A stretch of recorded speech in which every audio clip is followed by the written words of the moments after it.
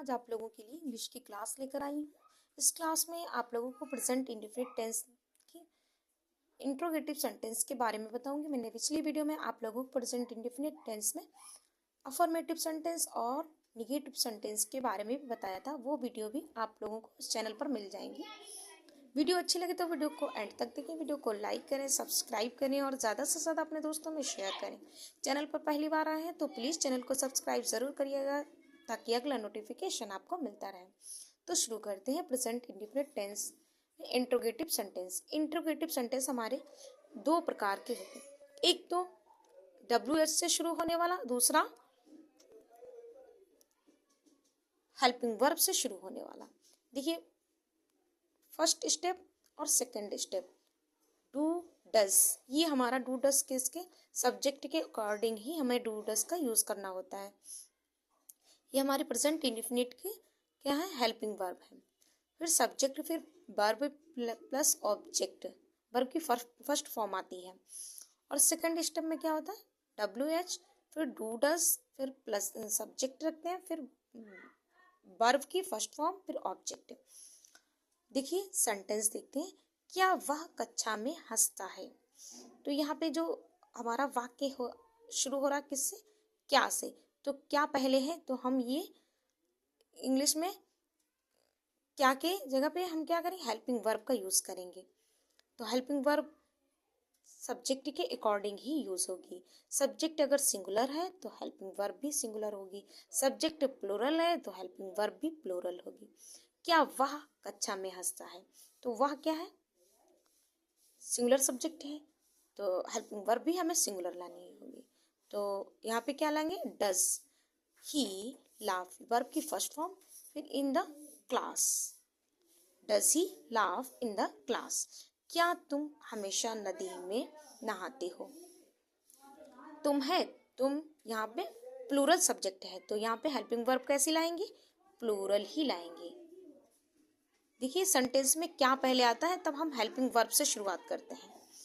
तो do you always, हमेशा के लिए ऑलवेज, फिर वर्ब की फर्स्ट फॉर्म यानी बहुत, फिर in the river, river object लाएंगे।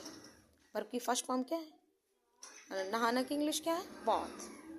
क्या अधिकारी छुट्टी लेता है, डज द ऑफिसर, यहाँ पे जो ऑफिसर है वो क्या है, सिंगुलर सब्जेक्ट है, इसलिए यहाँ पे हम डज का यूज करेंगे। तो does the officer take leave, verb की फर्स्ट फॉर्म, फिर ऑब्जेक्ट। क्या अनुराग दूसरों का मजाक उड़ाता है, तो डज अनुराग, अनुराग भी यहाँ जो अनुराग क्या है, सिंगुलर सब्जेक्ट है, इसलिए यहाँ पे हेल्पिंग वर्ब भी सिंगुलर लाएंगे। पहले हम हेल्पिंग वर्ब रखेंगे, फिर सब्जेक्ट रखेंगे, फिर वर्ब की फर्स्ट फॉर्म, फिर हमारा ऑब्जेक्ट आएगा।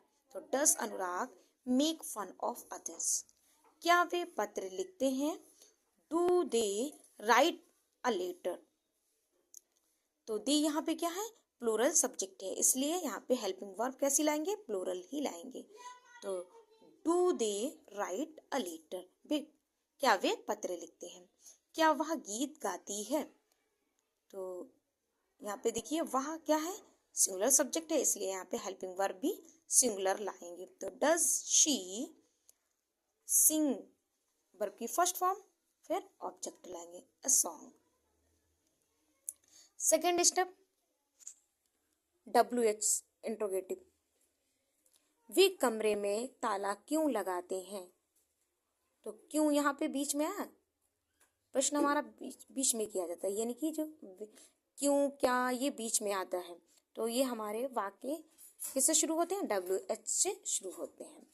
वे कमरे में ताला क्यों लगाते हैं, तो क्यों के लिए क्या लाएंगे, वाई, फिर हमें सब्जेक्ट के अकॉर्डिंग ही हेल्पिंग वर्ब लानी है। तो देखिए वे यहाँ पे क्या है, प्लूरल सब्जेक्ट है, इसलिए हेल्पिंग वर्ब प्लूरल ही लाएंगे।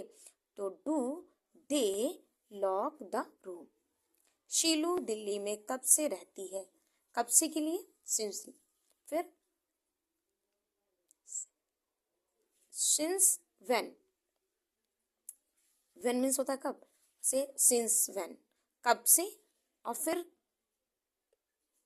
हमारी जो शीलू है क्या, सिंगुलर सब्जेक्ट है, इसलिए यहाँ पे जो हेल्पिंग वर्ब लाएंगे वो भी सिंगुलर लाएंगे।